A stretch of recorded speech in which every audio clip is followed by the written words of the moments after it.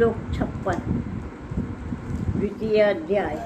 दुःखेष्वनुद्विग्नमनाः सुखेषु विगतस्पृहः वीतरागभयक्रोधः चित्तधीर्मुनिरुच्यते।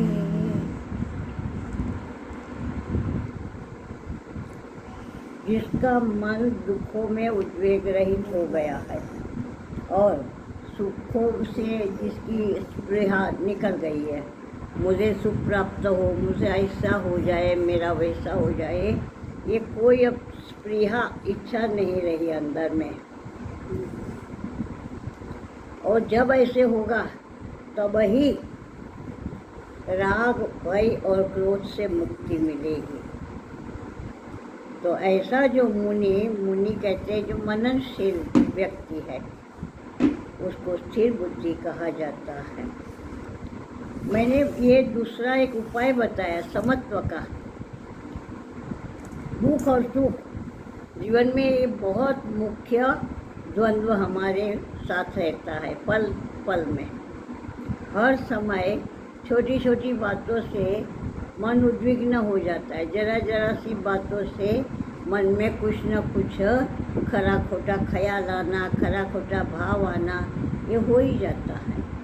तो इससे रहित होना, उद्वेग रहित होना, विचलित न होना। उद्वेग रहित होना मैंने विचलित न होना।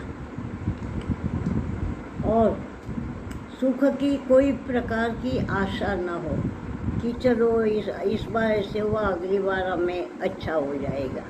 ऐसे किसी भी प्रकार की आशा तृष्णा न रहे। सुख की सारी अपेक्षाओं का ही खात्मा हो जाए। मुझे कहीं से भी किसी से भी कोई प्रकार का सुख चाहिए ही नहीं। सुख नहीं चाहिए तो दुख आएगा नहीं। हम क्या चाहते हैं? सुख, और आता है दुख। क्यों? ये आएगा ही आएगा। ये तो सिक्का है एक, जिसकी दोनों साइड जरूरी है। नहीं तो आधा सिक्का तो खोटा सिक्का माना जाता है।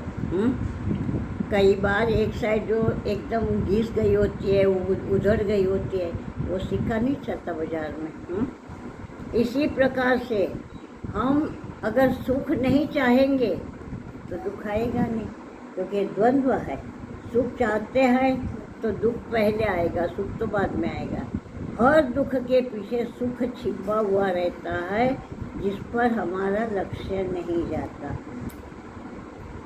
अगर हम दुख का आदर करेंगे, जरा भी उससे विचलित नहीं होंगे, उद्विग्न नहीं होंगे, तो बहुत जल्दी दुख के बजाय पलट हो जाएगा सुख। या उसमें सुख बुद्धि करेंगे, जो हमें मिला है वो शायद हमने जो चाहा था इसके बजाय ये हमारे सामने आया, तो हमारा इसी में हित होगा। भगवान जो करते हैं अपने बच्चों के लिए उसका भला हो, उसका हित हो, वही वस्तु, वही परिस्थिति उसके सामने लाते हैं। ऐसा जब दृढ़ विश्वास होता जाएगा तो दुख का खात्मा हो जाएगा और सुख की इच्छा ही नहीं होगी। वो सुख हो या जो भी हो, वो परमात्मा का अनुग्रह मात्र मानने की एक आदत डालनी है। जीवन में जो भी हमें मिले, प्रभु का अनुग्रह है कि हमें मिला।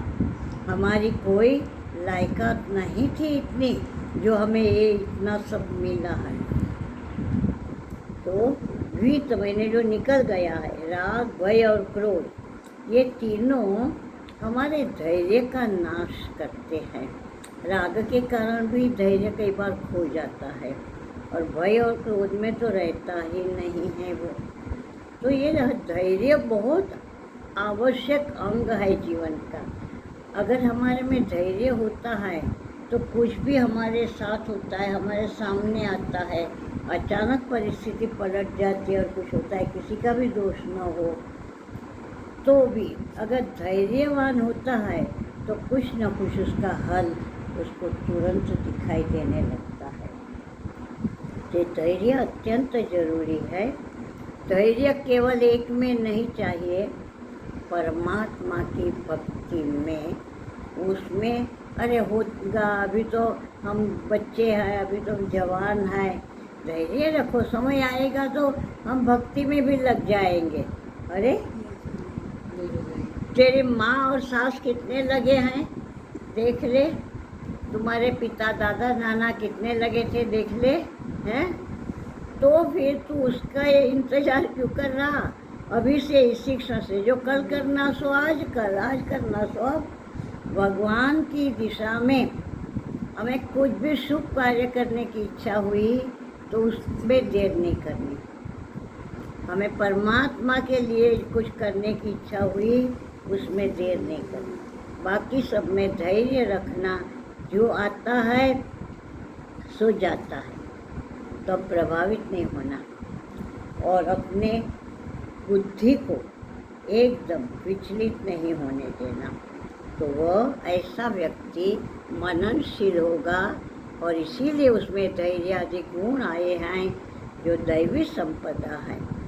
जितनी जितनी दैवी संपदाओं का अपने में अर्जन कमाई होती जाएगी, उतना उतना हम परमात्मा के प्रिय बनते जाएंगे। प्रिय बनने के लायक होने की दिशा में हमारे कदम दिन प्रतिदिन आगे बढ़ते जाएंगे। तो वो स्थिर बुद्धि है, विचलित बुद्धि, चंचल बुद्धि, इच्छाओं से ग्रसित बुद्धि क्या करेगी? भगवान का भजन करेगी नहीं, कर पाएगी नहीं। भगवान सामने आके कहेगा ना कि मैं भगवान हूँ, अरे हाथ देखे बड़े भगवान है, नहीं मानेगी वो। और जो धैर्यवान बुद्धि होगी, वो सामने सांप आएगा, शेर आएगा, तब भी सोचेगी कि भगवान ने ही मेरे हित करने के लिए ये रूप लिया है। हरि ओम।